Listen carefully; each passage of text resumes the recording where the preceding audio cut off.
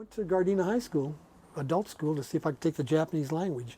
I thought I could stand learning another language.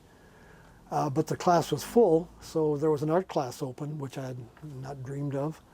The guy said it's watercolor, and I said, oh, geez, man, teacher, you want to try that? And I said, well, I guess I should know a little bit about art, and I'm sick and tired of taking fire science courses, so I signed up for watercolor class, and the man instructor said, okay, we're going to do some watercolors here. You know, you go down to the standard brands and get a Grumbacher number 6 brush and that and that. And went over there and bought all the stuff he told me to buy, and when I went to class, he says, these are great looking brushes, Andy. He says, but they're all oil painting brushes. He says, you're going to be doing watercolors. I didn't know the difference. Got my kids little watercolor things and was dabbling around with that. And I took 2 semesters from that guy, and he gave me, we learned the basics, you know, watercolor, but then I branched off into oils and been doing oil paintings for 40 years. Sold about maybe several hundred and got paintings. Oh, there's the squirrel.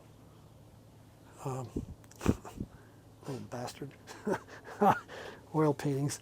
Been painting oil paintings ever since. I never did learn the Japanese language, except a couple of cuss words.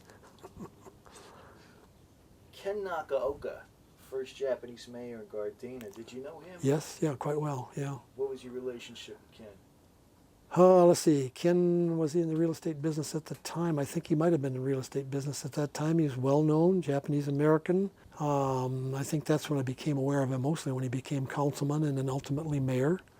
And he lived not too far from here, a couple blocks down. And socially, as a member, city employee, and he was a city councilman, I came across him from a city function standpoint. And that's how I knew him. Very, very fine gentleman, fine family. You mentioned Mas Fukai earlier. I wondered how you knew him. Same way. Mas was involved in a lot of sports in town, and my brother had been a ball player, and my brother John and Mas Fukai were pretty good buddies. And then Mas became councilman, and I knew him, you know, through city business. I might say also that when just before after I retired and decided they were going to try to get a petition going to get the city to become protected by LA County Fire Department, I went around to the councilmen who were in power at that time individually and practically begged them on bended knee to reconsider this and not to let this happen, to speak out against it, but none of them did.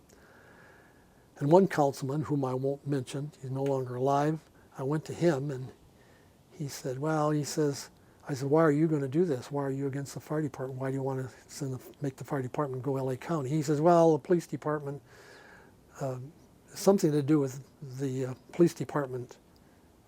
He wasn't happy with them or something, and because he was mad at the police department, he was going to do this to the fire department, which I couldn't relate to. I thought, why in the hell is he going to get rid of the fire department? Because he's not happy with the police department. But anyway, Fukai was a fair-minded guy. He was a straight shooter. He was a straight shooter. He was Hahn's right-hand man. You know, he juggled that position pretty well.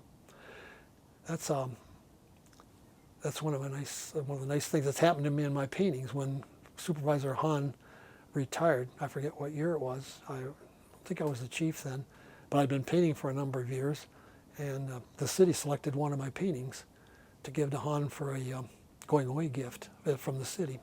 So he has a pretty big landscape of mine, hopefully, still in the house, or the people do. So that was kind of a nice honor to have one of your things picked up to present to Supervisor Hahn. Now there was the ultimate politician. He took care of his district. He took care of his district. You could understand why that man was reelected time after time. Did you know him personally? Oh yes, oh yes. There were, I got to open another can of worms here. One of our councilmen, Al DiFilippo, who's gone now, and a guy that owned a print shop, Lou Luzon, and I sort of formed a triumvirate. They got me involved in it. Al and Lou were kind of good-natured publicity hounds, and they got involved in anything where they could get their picture in the paper, and they decided that they were going to form a committee called the Gardena Honors and Outstanding Citizen Committee, GHOC. And they roped me into being the publicity guy. I did all the publicity writing, and we began to put together social functions. And Kenny Hahn was the first one. So starting from scratch, the three of us formed a committee and got a bunch of other people in on the committee, and we paid Sarah High School to rent their auditorium, and we got 300 or 400, 500 people at a huge dinner honoring Supervisor Hahn Gardena honors an outstanding citizen's first honoree. And after that, every year we selected a person to honor, and that went on for a number of years.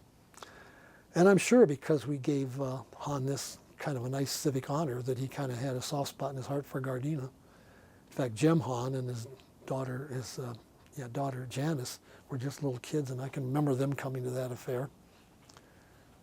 A little sidelight there on Hahn. I know a lot of stories, Max, some of which are true.